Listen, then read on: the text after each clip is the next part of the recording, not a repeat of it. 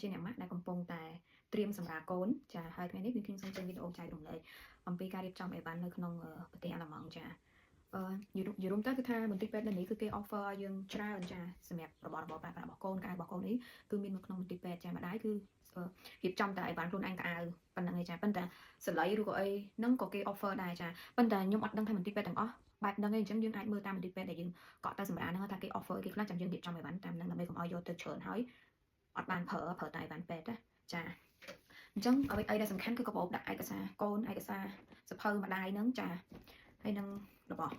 ចាខ្ញុំនេះអានេះក៏សំខាន់ដែរណាបងប្អូនចាព្រោះអានេះមកលីកកន្លងអញ្ចឹងយើងទៅយកទឹកញ៉ាំក៏ស្រួលដែរព្រោះយកម្ដងបានច្រើនចាគេមានទឹកក្តៅទឹកកញ្ចែងអញ្ចឹងគឺអានេះសំខាន់ចាយកទៅខ្លួនឯងធំចាយើងអត់ចាំបាច់ទៅយកទឹកញ៉ាំញឹកចាខ្ញុំដាក់ក្នុងកាបូបនេះដោយសារអីកាបូប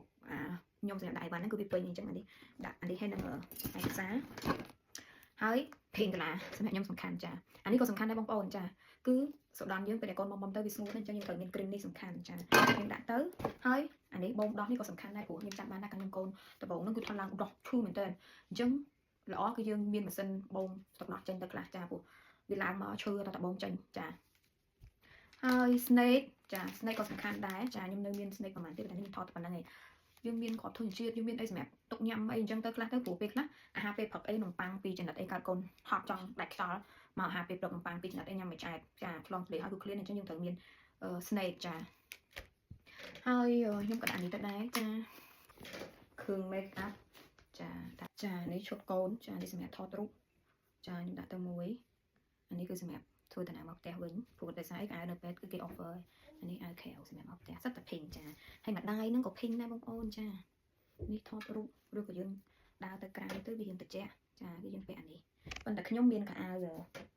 ឈុតគេងសម្រាប់នៅក្នុងពេទ្យនៅក្នុងបន្ទប់ខ្ញុំយកទៅពីកាផ្លេអានេះគឺស្រួលមែនតើទុនស្រាលចាខ្មៅពីឈុតនឹងទាំងអាវទាំងខោហើយអត់ភ្លេចទេចាគឺអានេះថងនេះថងសម្រាប់ខ្ញុំកៅខ្ញុំពាក់ហើយខ្ញុំដាក់ក្នុងថងហ្នឹងចាគឺខ្ញុំយកស្បែកជើងទៅដែរសម្រាប់ដើរក្នុងពេទ្យឬក៏ចូលក្នុងបន្ទប់ទឹកអីនេះចាជាមួយនឹងអាវកសែងនេះកសែងក៏បានអាវក៏បានពាក់ពីក្រៅពេលយើងទៅក្រៅចេញក្រៅបន្ទប់អីចាហើយនេះឈុតនេះគឺចេញមកពីពេទ្យនេះសម្រាប់ការម្ដាយចាហើយនេះកសែងកូនក៏ពិតគេមានឲ្យប៉ុន្តែនេះវាពណ៌ស្អាតដូចយើងចង់ក្រាបពីលើគេដើម្បីថតរូបហើយនឹងកសែងមួយទៀតដើម្បីគ្របកូនពេលត្រឡប់ពេលចេញពីពេទ្យទៅចាហូនដល់សិនតុកតាជូចែករំលែកមួយទៀតតើតើការញ៉ាំខ្ញុំការកូនទី1ខ្ញុំអត់មានបទពិសោធន៍ទេចាខ្ញុំអត់មានបានត្រៀមម្ហូបអីទាំងអស់ចាអញ្ចឹងប្តីទិញពីរ៉េស្តង់អាស៊ីមកគ្រប់ពេលចាប៉ុន្តែខ្ញុំក៏ញ៉ាំម្ហូបអាល្លឺម៉ង់ដែរខ្ញុំអត់ចោលទេព្រោះម្ហូបដែលពេទ្យរៀបចំហ្នឹងគេមានសាឡាត់ពេលខ្លះគេមានស៊ុបគឺវាល្អសម្រាប់សុខភាពម្ដាយហើយងាយរំលាយអាហារអញ្ចឹងញ៉ាំទាំងអស់ចាអូយឃ្លានមែនតើចាប្តីឡើងអូយដូចជ្រូកគ្នាឯងចាញ៉ាំទាំងអស់ប៉ុន្តែម្ដងនេះខ្ញុំមានបទពិសោធន៍គឺមានន័យថាបើយើងចង់ញ៉ាំម្ហូបខ្មែរដែលយើងធ្វើហ្នឹងគឺយើងធ្វើប្រកបទុកចោលក្នុងទូកកទៅចាពេលប្តីយើងមកគាត់មកមើលយើងគាត់បដៅមកអញ្ចឹងទៅទិញហាងអាស៊ីខ្លះមកចាម្ហូបខ្លួនឯងខ្លះមកញ៉ាំម្ហូបពេទ្យមកបោហោហៀចាំបាច់ឌីខ្វល់ខ្វាយពិបាកចិត្តចាអត់មានអីញ៉ាំអីទេចាប្រឹងចាធ្វើខ្លួនឯងចាខ្ញុំអត់ចូលចិត្តឲ្យគេពិបាកច្រើនទេបងប្អូនចាស្រួលហ្នឹងការកូនហើយមួយខែផុសរូបលើហ្នឹងចាមនុស្សថាវាញាប់ហើយចិត្តធ្វើអីខ្លួនឯងវឹងចាអូខេអញ្ចឹងវីដេអូខ្ញុំចែករំលែកតែប៉ុណ្្នឹងចាបងប្អូនមានចម្ងល់អីអាច comment សួរខ្ញុំអាចឆ្លើយបើសិនបើខ្ញុំដឹងឬក៏